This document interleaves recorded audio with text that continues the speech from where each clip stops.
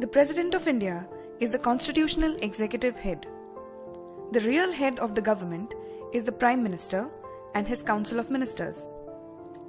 All decisions are taken in the name of the President, but the President cannot act on his own. According to the Constitution, the President can only act on aid and advice of the Prime Minister and Council of Ministers. The President appoints the Prime Minister, and on advice of the Prime Minister, the President appoints the Council of Ministers. As per convention, the leader of the majority party in the legislature is invited by the President to form the government.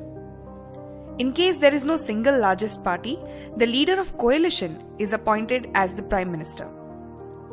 Basically, the President should appoint a person who is in position to win the confidence of the majority in that house.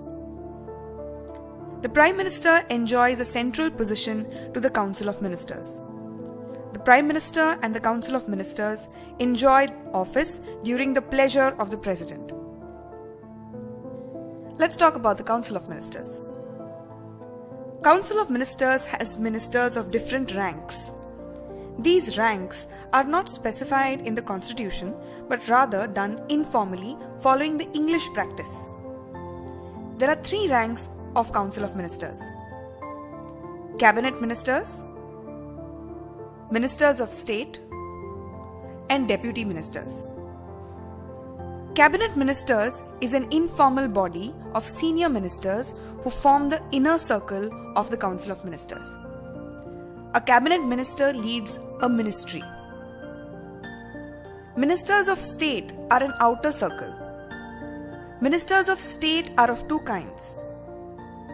Ministers of State with an independent charge have charge of a ministry. A Minister of State with an independent charge is a junior minister who does not report to a cabinet minister. A Minister of State without an independent charge is a junior minister who reports to a cabinet minister. A Minister of State is usually given a specific responsibility in that ministry. Then we have the Deputy Ministers. Deputy Ministers are those ministers who have not been given an independent charge of the ministry.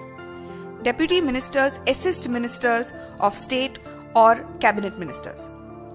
They don't take part in any cabinet deliberations.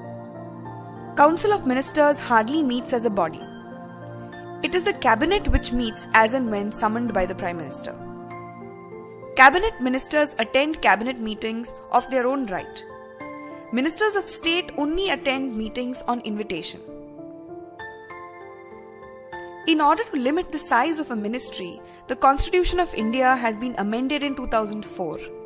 According to the 91st Amendment to the Constitution in 2004, the total number of ministers of the Council of Ministers, including a Prime Minister, should not exceed 15% of the total members of the Lok Sabha.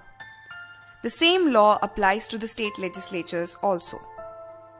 A minister must be a member of either house of the parliament. A person who is not a member of either house of the parliament can be appointed as a minister, but he cannot continue as a minister for more than 6 months unless he becomes a member of either house of the parliament. That may be by election or nomination.